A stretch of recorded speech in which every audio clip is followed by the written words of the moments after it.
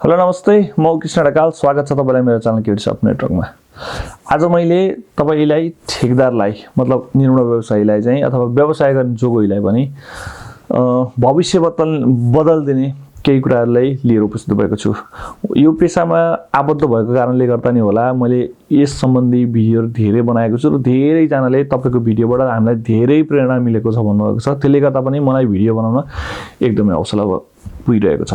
धेरै धेरै धन्यवाद छ जतिजनाले हेरिदिराख्नु भएको छ, जतिजनाले सपोर्ट गरिदिराख्नु भएको छ हैन। यदि तपाईले नयाँ भिडियो हेर्दै हुनुहुन्छ भने मेरो च्यानललाई लाइक सब्स्क्राइब गर्न नबिर्सिनु होला, किनकि मेरोमा बिजनेस सम्बन्धी विशेष गरी निर्माण क्षेत्रका भएका गतिविधिहरूलाई लिएर उपस्थित हुने गरेको छु। आजको भिडियोमा चाहिँ तपाईको नर्मली ठेकदार मतलब व्यवसाय गर्ने जो कोहीका लागि पनि भविष्य बदल्दिनलाई चाहिँ केही चीज यस्ता छन् जसलाई हामीले नजरअन्दाज गरिरहेका छौं। त्यसलाई हामीले चाहिँ अलिकति समेट्न सक्यौं भने र त्यो कुरालाई पालना गर्न सक्यौं भने तपाई हाम्रो भविष्य बदल्दिन केही समय लाग्दैन, जसले एकदमै राम्रो प्रफिट पनि दिन्छ। नर्मली तपाईको के छ भने चाहिँ हाम्रो भविष्य बदल्नलाई भन्दै गर्दा हामी सबैभन्दा पहिला काम गर्छौं। काम गर्न सबैभन्दा पहिला हामीलाई चाहिने भनेको टिम हो। यदि हाम्रो टिम काम गर्ने टिम राम्रो भयो भने चाहिँ त्यसले हामीलाई एकदमै सपोर्ट गर्छ।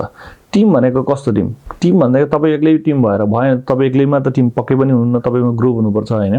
त्यो भनेको तपाईसित काम गर्ने मेन पावर मतलब मिस्त्री होस्, हेल्पर होस् हैन, साइट सुपरभाइजर होस्, इन्जिनियर होस्, एकाउन्टेन्ट होस्, मतलब जति पनि तपाईको टिममा काम गर्नुहुन्छ, तपाईले जुन काम गर्दै हुनुहुन्छ त्यो काम गर्नलाई जति तपाईको टिम छ त्यो टिममा एकदमै राम्रो म्यानेजमेन्ट तरिकालेको राम्रो तपाईको काम गर्न सक्ने दक्ष कामदार हैन, अनुभवी टाइपको जुनले तपाईको काम छोटो समयमा छिटो र खर्च बचाएर काम गर्न सक्छन्, एउटा त्यस्तो टिम हुन जरुरी छ।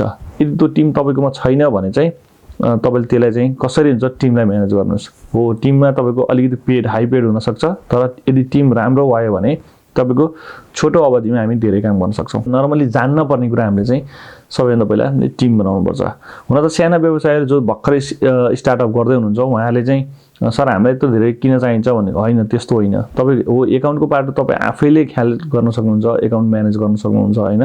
साइट सुपरभाइजर पनि तपाई आफैले गर्न सक्नुहुन्छ, त्यो कुरा म मान्छु। प्राविधिक कुरा तपाईले जान्नु भएको छैन भने प्राविधिक सहयोग लिनुस्। यदि तपाईले ठीक छ बाहिर हायर गर्न सक्नु हुँदैन भने पनि जुन तपाईको साइड कार्यालय अफिसबाट हेर्नुहुन्छ उहाँसित राम्रो कोर्डिनेटमा बस्नुस्, उहाँले पनि तपाईलाई केही गाइडलाइन गरिदिनुहुन्छ। दुई पक्षीय तरिकाले सजिलो हुन्छ र त्यस्तै तपाईको काम गर्ने टिम त जसै तपाईलाई चाहिन्छ नै हैन, त्यो मेन पावरको टिम राम्रो बनाउनुस्। त्यो गर्नुभयो भने तपाईको टिम राम्रो बन्यो भने तपाईलाई एकदमै सजिलो हुन्छ। त्यस्तै तपाईलाई अर्को छ हिम्मत। तपाईले जे काम गर्न खोज्दै हुनुहुन्छ नि त्यो काम गर्न तपाईमा आफैमा कहिले 100% डिसिजन नहुन सक्छ र तपाईले त्यस्तो व्यक्ति चाहिन्छ जुन त अगाडि बढ म तँलाई सपोर्ट गर्छु, अथवा त यो काम गर्न सक्छस् तँलाई म यसरी यो सपोर्ट गर्न सक्छु, अथवा यो काम म यो गर्दिन्छु तँलाई मैले यतिसँग हौसला दिन्छु। मतलब हुन्छ नि तपाईले सपोर्ट जस्तो कि मान्नुस् तपाईको पारिवारिक सपोर्ट हुन सक्छ, तपाईको घर परिवारले तपाईलाई राम्रो सपोर्ट गर्छ। तपाईले कुन काम गर्दै हुनुहुन्छ त्यो काम गर्नलाई तपाईले दुविधा छ, अलि कन्फ्युजनमा छ, अलिकति गाह्रो भइरहेछ भने तपाईलाई घर परिवार अथवा तपाईको कोही साथीहरुले तपाईले राम्रो तरिकाले सपोर्ट दिनुभयो भने चाहिँ एउटा एक किसिमको ढाडस भनौं न ब्याकअप सपोर्ट कसैले दिनुभयो भने चाहिँ त्यो पनि तपाईको लागि एकदमै भविष्यमा एकदमै परिवर्तन आउँछ। त्यसले चाहिँ जसले तपाईले सपोर्ट पाउनु भयो भने एकदमै परिवर्तन आउँछ। मेरो लाइफमा पनि त्यस्तो कुरा भएको थियो, त्यसले गर्दा तपाईलाई मैले यो पनि तपाईलाई जानकारीमूलक तपाईले के काम गर्दै हुनुहुन्छ, तपाई दुविधामा हुनुहुन्छ, यस्तो विविध किसिमको प्रब्लमहरु भइरा हुन सक्छन् हैन। त्यस्तो बेला चाहिँ तपाईले कोही यसरी डिसिजन तपाईको गरेको डिसिजनलाई चाहिँ अलिकति बोल्ड गर्दिनलाई हैन, र तपाईले कहीं गलत गर्दै हुनुहुन्छ नि तर यो काम चाहिँ थोरै यस्तो भएन, यसलाई यस्तो गर्दिनु पर्छ भनेको त्यो मार्गदर्शक भन्छ नि, हो त्यो खालको व्यक्ति पनि तपाईलाई चाहिन्छ। त्यस्तो व्यक्ति तपाईले भयो भने, त्यस्तो किसिमको तपाईले सपोर्ट भयो भने तपाईको घर परिवार भाइ दाइ बाआमा श्रीमती हैन जो कोही हुन सक्छ उहाँहरुको सपोर्ट भयो भने पनि तपाईलाई भविष्यमा राम्रो हुन्छ। त्यस्तै तपाईको अर्को छ कन्फिडेन्ट। कन्फिडेन्ट पनि एउटा चाहिँ तपाईको भविष्य बदल्न सक्ने कुरा हो। कन्फिडेन्ट किन हुनुपर्छ भन्छु भने म तपाई कुनै काम गर्दै हुनुहुन्छ भने चाहिँ हो कन्स्ट्रक्सन बिजनेसमा एकदम रिस्क छ, हाई प्रफिट हुन सक्छ। किनभने नर्मली हामी चाहिँ 40% 50% पनि ठेक्का कटेका छौं। तर तपाईँले त्यहाँ केही न केही गर्न सक्छु भन्ने आधारले तपाईँले घट्ने हो त्यो घट्दै गर्दा पनि तपाईँले त्यहाँ प्रफिट निकाल्न सक्छु भन्ने कन्फिडेन्स तपाईँमा भयो भने तपाईँले त्यो काम गर्न सक्नुहुन्छ। नत्र भने यहाँ तपाईँको 100% फुल रेटमा काम गरेर पनि घाटा पर्नेहरू पनि बजारमा प्रशस्तै देखिन्छन्। मैले मेरो ठाउँमा देखेको छु, तपाईँले पनि पक्कै देख्नु होला। हो, आजको दुनियाँमा घाटा खाएर त फुल रेटमा पाउँदा घाटा खाने मान्छे कस्तो होला? उसलाई कन्फिडेन्ट भएन भने, कतिपय कुरा चाहिँ कन्फिडेन्ट हुन सकेन भने पनि लस हुनसक्छ। र तपाईँको कस्तो पनि हुन्छ भने आफैमा कन्फिडेन्स छैन भने तपाईँले कुनै पनि काम राम्रो तरिकाले सम्पन्न गर्न सक्नुहुन्न। जुनसुकैको व्यवसाय गर्नुहोस्, व्यापार व्यवसाय जेसुकै गर्नुहोस्, तपाईँमा भित्रैबाट कन्फिडेन्स जब आउँदैन भने तपाईँले कुनै पनि कामलाई चाहिँ राम्रो तरिकाले सम्पन्न गर्न सक्नुहुन्न। किनभने तपाईँ धर्ममा हुनुहुन्छ, धर्ममा आउने बित्तिकै तपाईँको विविध कुराहरू लुज हुन्छन्। लुज भइसकेपछि तपाईँलाई गाह्रै हुन्छ, मतलब अप्ठ्यारो हुन्छ, लसेसमा जान्छ। त्यसले गर्दा कन्फिडेन्स पनि एउटा लाइफको चेन्जिङ एउटा पार्ट हो। जुन कुरा तपाईँले चाहिँ आफैमा त्यो क्रिएट गर्नुपर्छ, त्यसलाई आफैमा निकाल्न सक्नुपर्छ र आफैमा त्यो दृढ इच्छा शक्ति पनि हुनुपर्छ। त्यसले गर्दा कन्फिडेन्ट एउटा बनाउनुहोस्। जे काम गर्दा जेसुकै गर्नुहोस्, कन्स्ट्रक्सन बिजनेस जेसुकै, व्यापार व्यवसाय जेसुकै गर्नुहोस्, तर आफैमा भित्र पहिला कन्फिडेन्ट हुनुहोस्। मार्केट पहिला सर रिसर्च गर्नुहोस्। रिसर्च गरेपछि त्यो सम्बन्धी नलेज लिइसकेपछि र यसलाई म यसरी गर्न सक्छु भन्ने कन्फिडेन्स तपाईँमा जाग्यो भने त्यसले पनि तपाईँलाई भविष्य राम्रो बताउन सक्छ। र अर्को छ व्यवसायको लागि भनेको मौसम। मौसम भनेको एकदमै ख्याल गर्नुपर्ने कुरा हो। हामीलाई धेरैजनालाई के थाहा हुँदैन भने चाहिँ ठेक्काको पछि लागेर मात्रै हामी हिँड्छौँ। तर कस्तो छ भने मौसमलाई एकदमै, मौसम तपाईँले मैले मौसम भन्दै गर्दा तपाईँले त नसोचेको विषय, तपाईँले यो कुरा सोच्नु पनि भएको थिएन होला। मौसम कसरी भयो? तपाईँको बर्खायाममा तपाईँ बाटो पिचको काम हाल्नु भने के हुनसक्छ? तपाईँलाई 100% तपाईँ काममा एकदमै फुल रेटको काम भने घाटा लाग्ने चान्स बढी हुन्छ। किनभने बर्खामा बाढी त्यो किसिमको हुन्छ। टेन्डर पनि फेरि बर्खामै पिचको काम पनि निस्किरहेको हुन्छ भनेको टाइमिङ अनुसार। अनि अर्को कुरा तपाईँको बर्खामा काम गर्दा रिस्क कतिको ठाउँ छ, पहिला तपाईँले फिल्ड भिजिट गर्ने मैले भने हुन्छ नि त। मैले बेला बेलामा टेन्डर हाल्दै गर्दा फिल्डको अलिकति अनुभव, मतलब फिल्ड भिजिट गरेर हाल्नुपर्छ भनेको हुन्छु। किनभने तपाईँको बर्खा आउँदै गर्दा, मतलब बर्खा लाग्दै गर्दा कस्तो ठाउँमा पर्छ, तपाईँको पहिरो जाने ठाउँहरू, बगाउने ठाउँहरू भयो।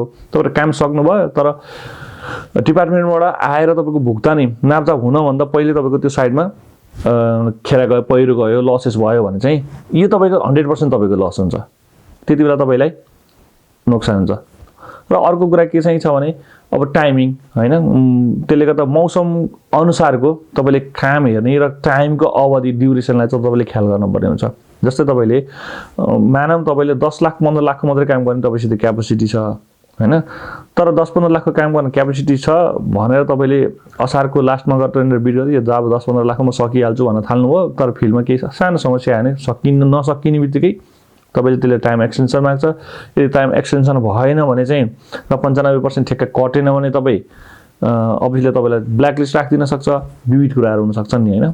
त्यसले गर्दा तपाईँ साना होस् ठुला होस् तर टाइमको पनि ख्याल गर्नुपर्छ। र मेन कुरो तपाईँले मौसमलाई पनि एकदमै नजर, किनभने लकले फेयर पनि गर्नुपर्ने हुन्छ भन्ने जस्तो लाग्छ मलाई चाहिँ, होइन? कस्तो हुन्छ भने तपाईँको कोही व्यवसाय हुन्छ, एउटा साइडमा तपाईँको मौसमको कारणले पानी परिरहेछ अथवा भनौँ न सुक्खाइमा पनि पहिरो जान्छ है। फेरि तपाईँको बर्खा मात्रै पहिरो जान्छ भने चाहिँ सुक्खाइमा पनि पहिरो जान सक्छ।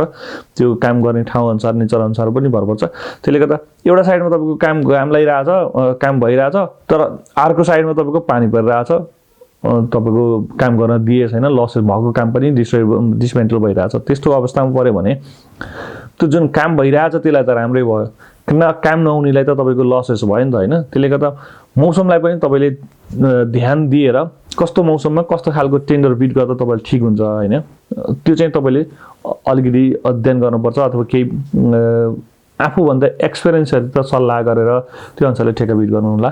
यी त भए तपाईँका व्यवसायका तपाईँको भविष्य नै परिवर्तन गर्ने देखिएका तर हामीले त्यो ठ्याक्कै ख्याल नगरिएका विषयलाई लिएर उपस्थित भएको थिएँ। भिडियो अन्तिमसम्म हेरिदिनु भयो। कस्तो लाग्यो? सुझाव र प्रतिक्रियाको खाँचो छ मलाई र आफ्नो केही जिज्ञासाहरू छन् भने कमेन्ट मार्फत गर्न सक्नुहुन्छ, होइन? तपाईँको केही दोहोरो क्वेसन छ भने तपाईँ मसित फेसबुक मेसेन्जरमा पनि जोड्न सक्नुहुन्छ। केडी सफ्ट नेटवर्कको पेज छ, त्यसमा तपाईँ मेसेन्जरमा जोडिन सक्नुहुन्छ। यदि बिल्कुल नयाँ व्यवसाय हुनुहुन्छ, तपाईँ केही सिक्न चाहनुहुन्छ, केही ट्रेनिङको आवश्यकता छ भने तपाईँ मलाई सिधै मेसेज गर्न सक्नुहुन्छ। मेसेज गरिसकेपछि तपाईँले केही सर्टेन फिज लिएर तपाईँले के कस्तो ट्रेनिङ चाहिने त्यही अनुसारको मैले ट्रेनिङ पनि दिइरहेको छु। तपाईँको त्यसमा ग्रुप भएसम्म ग्रुप राम्रो, नभए सिङ्गल भए पनि तपाईँको मेरो बेलुकाको 8 बजेपछिको टाइमलाई म्यानेज गरेर तपाईँलाई मैले त्यो ट्रेनिङ पनि प्रोभाइड गर्नेछु भन्दै भिडियो अन्तिमसम्म हेरिदिनु भएकोमा धेरै धेरै धन्यवाद। नमस्ते।